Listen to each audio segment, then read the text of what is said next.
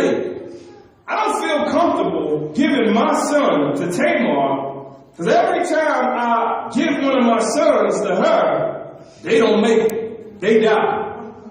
I know two people that when they had husbands, they died.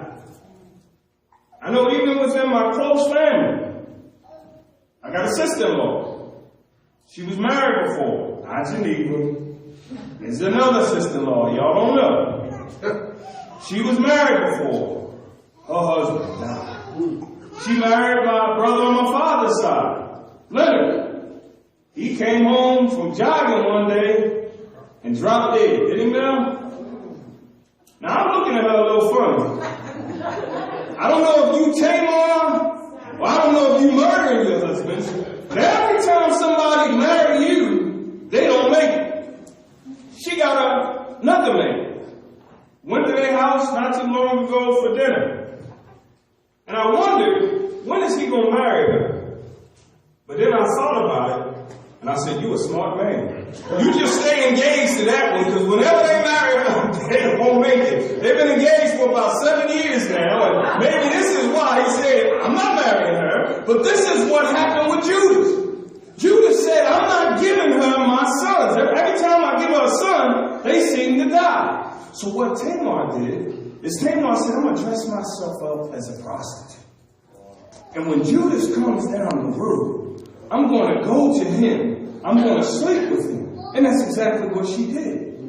And she said, well, I don't want any money. Why don't you give me, he said, I don't have no money with me. He said, don't worry about it. She said, give me 3 things. Give me your ring, give me your rod, and give me one other thing just to prove that you owe me this money. So he said, fine, I'll do it. Now some of y'all know why y'all go cruising at night looking for women that you weren't supposed to before you was married. Somebody knows what I'm talking about. You're just like Judas. That wasn't me. That wasn't me. It looked like me, but it wasn't me. And here's where Judas said, all right, I'll do what you asked me to do. He gave her the things. Well, she got 3 months pregnant, and she came back to Judas. And she said, remember, you came unto me. Judas said, I never did that. That's my daughter-in-law. I wouldn't do that.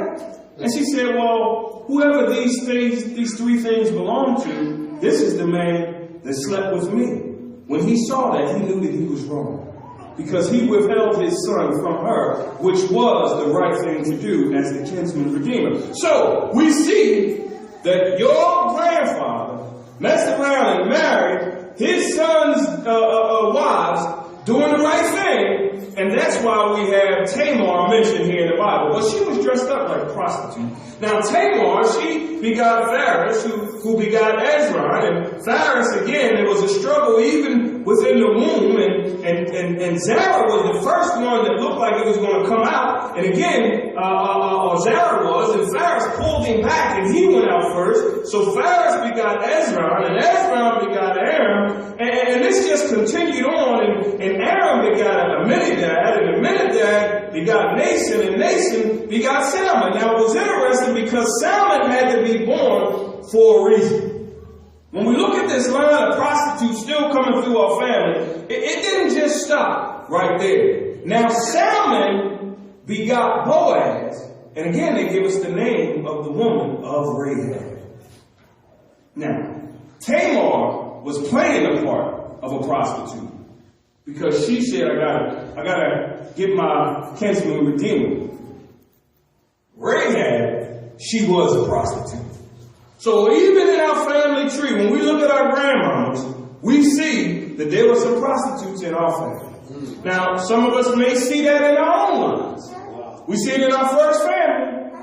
Maybe they hid it. Like they were go-go dancers. But sometimes go-go dancers go a little further than just the go-go.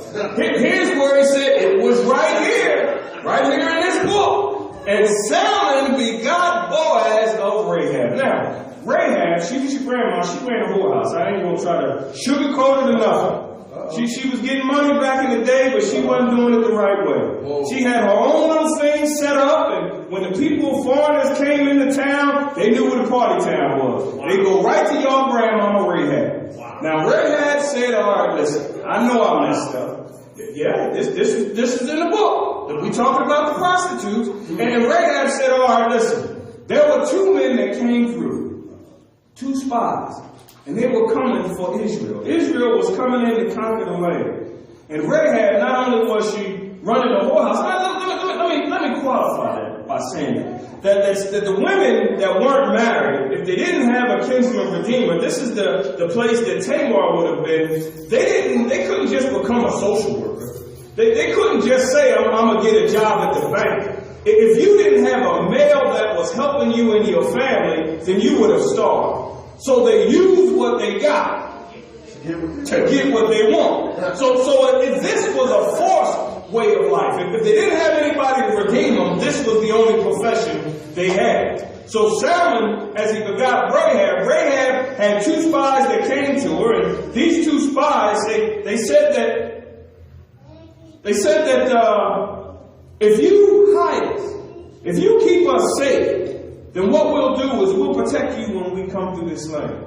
And that's what she did. When the people came to inquire about the two spies, she said that they already were gone, but she put them up on the roof. So you see, your grandma Rahab was a good person. Even though she was a liar, a prostitute, she was a good person because she did it for the right reason. Because she's mentioned in Hebrews in the Hall of Faith. And when she did this thing, as Israel came and conquered the land, this lets us know that this man Salmon said that he wanted to marry Rahab. Now, Salmon and Rahab had a child. That child was Boaz. Now, Boaz, he was also the kinsman redeemer for Ruth. Your grandma Ruth, she was another one.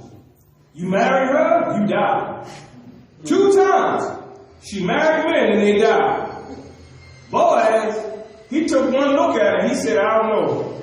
Even if I die, it's worth the risk. I'm going to marry her. So we know Ruth was a fine mama jama too. So here's what you can say, I get my look. It ain't from Leah. No, it's from Rachel, it's from Ruth, it's from Sarah. Look at all these good looking. Look at yourselves. You look so good. You're descendants of Ruth. And here's where Ruth said, okay, I'm going to say, Boaz said, I'm going to marry her, even though my brother was supposed to marry her, even though his kids had married her. She's fine. I think she's beautiful. I'm going to marry her. And Ruth and Obed,